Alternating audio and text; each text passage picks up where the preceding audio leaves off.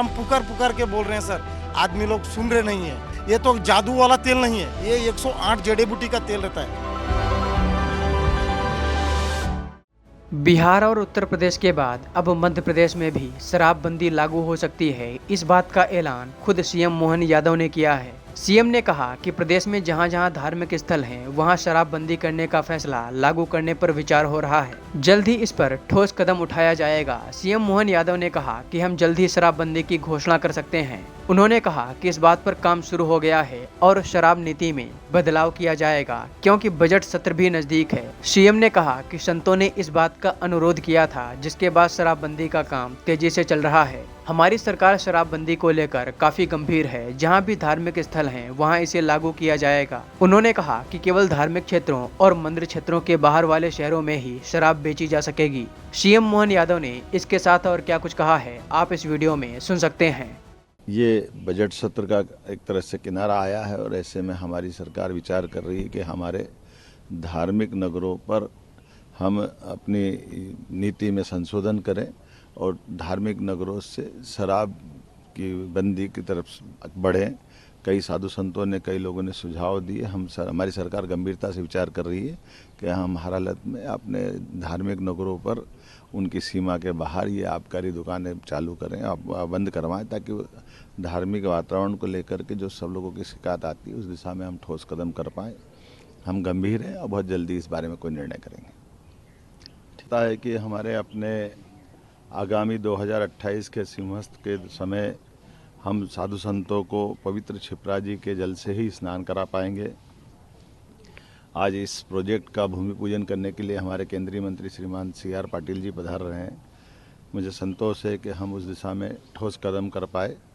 सिंहस्थ के पहले 80-92 2004 तक हम गंभीर नदी के पानी से जल से स्नान करा पाते थे, क्योंकि क्षिप्रा जी का जल की मात्रा बहुत कम आती है और ऊपर से ये बरसाती नदी होने के कारण से कोई स्टोर नहीं हो पाता था।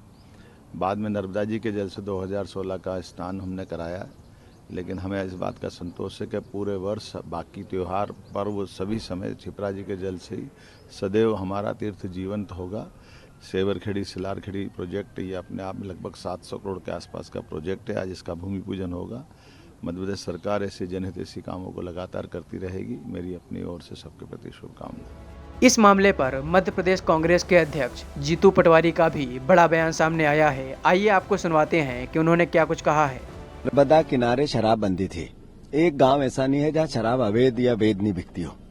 मोहन यादव जी को केवल रोज नई हेडलाइन देने का शौक बन गया है। धार्मिक नगरियों में अगर आपको शराब बंद करना था तो सबसे विधायक हो महाकाल की नगरी में करना था। आप नए नए संगूफे छोड़ के लोगों को गुमराह करते हो, कर्ज लेते हो, करप्शन करते हो, कमीशन लेते हो और मध्य प्रदेश पे दिन आर्थिक और जो कानून व्यवस्था है लचर होती जा रही है, समाप्त होती जा रही है, कोलैप्स होती जा रही है, माफियाओं का राज होता जा रहा है।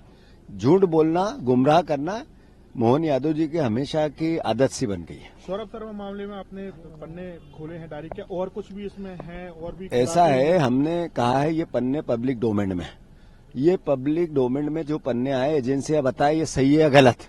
दूसरा हमने कहा है कि डायरी है तो डायरी है कहाँ, पब्लिक डोमेन में आनी चाहिए। फिर दूसरा सौरभ शर्मा कहाँ है? डायरी और सौरभ शर्मा दोनों का अस्तित्व खतरे में है। हमें शंका है कि कहीं सौरभ शर्मा की हत्या नहीं हो जाए, क्योंकि उसके पास राज है भारतीय जनता पार्टी और सरकार के। ये जो करप्शन 25,000 करोड़ से ज्यादा का इतने साल का हुआ, सारे मुख्यमंत्री, सारे जो परिवहन मंत्री, सारे अधिकारी, बीजेपी का संगठन, बीजेपी का अलग अलग प्रकार का सब लोग इससे जुड़े हुए हैं तार। तो सौरभ शर्मा जल्दी से जल्दी पब्लिक डोमेन में आना चाहिए, वो दिखना चाहिए पब्लिक कहाँ है ये। तो मैं समझता हूं कि कहीं उसकी हत्या नहीं हो जाए, इसकी आशंका जाहिर करता हूं। महू में आप 27 जनवरी को बड़ा कार्यक्रम, राहुल गांधी जी 75 साल तक आपने बापू का और बाबा साहब अम्बेडकर का अपमान किया, अब ये संविधान यात्रा निकाल रहे हैं। भारतीय जनता पार्टी और कांग्रेस के अंतर को आम जनता समझती है। बाबा साहब अम्बेडकर के संविधान के प्रति आदर कांग्रेस और भारतीय जनता पार्टी का क्या है, ये भी जनता समझती है। आरएसएस के जितने सर संचालक रहे उन्होंने हमेशा संविधान और आरक्षण पर सवाल उठाए, ये इतिहास में दर्ज है। कांग्रेस पार्टी ने संविधान की रक्षा के लिए राहुल गांधी जी पूरे देश में लोकसभा के चुनाव के पहले उससे बाद एक क्रांति, सामाजिक क्रांति लेके आए संविधान की पुस्तक के साथ जातिगत जनगणना की। हमें भारतीय जनता पार्टी से सर्टिफिकेट नहीं चाहिए। बाबा साहब अम्बेडकर का संविधान को अगर किसी भी प्रकार से कोई भी परिस्थिति में कुछ करने की कोशिश इस बीजेपी ने की, हम खून के आखिरी कतरे तक लड़ेंगे।